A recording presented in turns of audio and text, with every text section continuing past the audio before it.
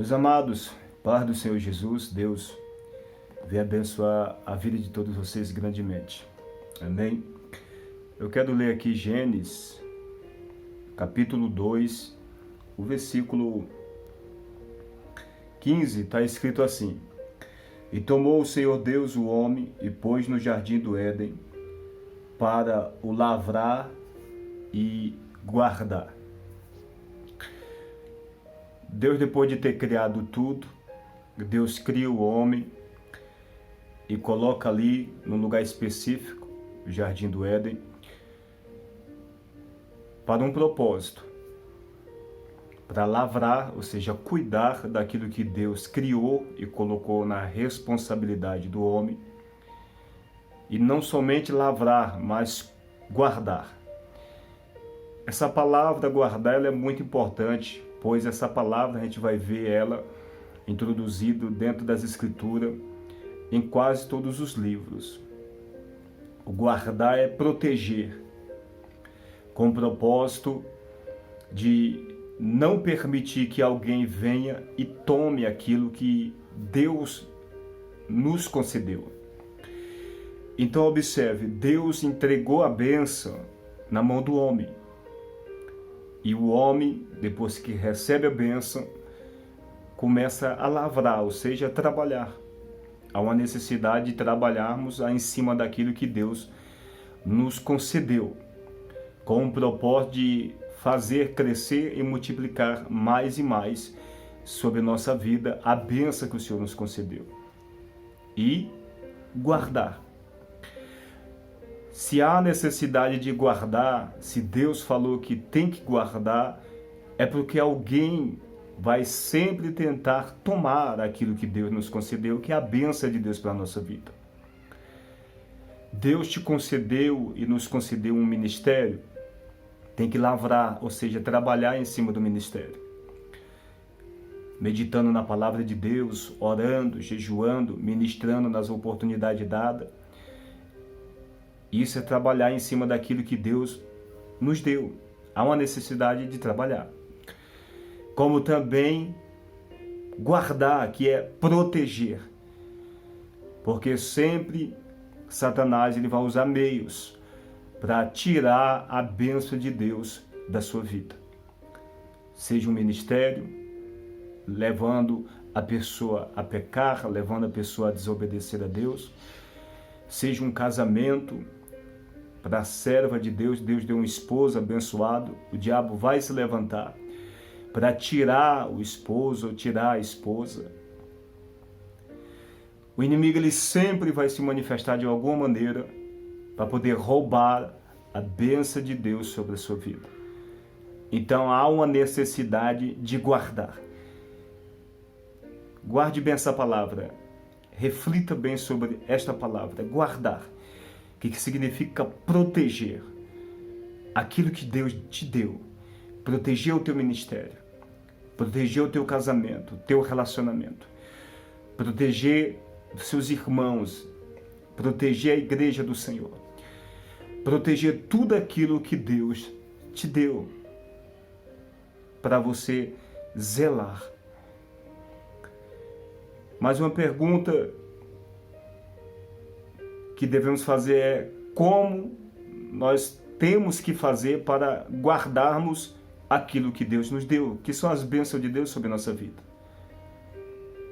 Vamos continuar a leitura? O versículo 16 está escrito assim: E ordenou o Senhor Deus ao homem, dizendo: De toda a árvore do jardim comerás livremente. O versículo 17. Mas da árvore do conhecimento do bem e do mal, dela não comerás, porque no dia em que dela comeres, certamente morrerás. Da árvore do conhecimento do bem e do mal, Deus deu uma ordem. Como que o homem ia guardar e como nós guardamos as bênçãos de Deus sobre nossa vida? Obviamente, obedecendo a palavra de Deus. O versículo 17. O Senhor deu um limite para o homem: de toda a árvore do jardim comerás livremente, mas dessa não. limite. Deus estabeleceu limite para a minha vida e limite para a vida sua, de todos aqueles que o servem. Existe limite. Existem coisas que não dá para nós fazer. Existem lugares que a gente não pode colocar a planta do nosso pé.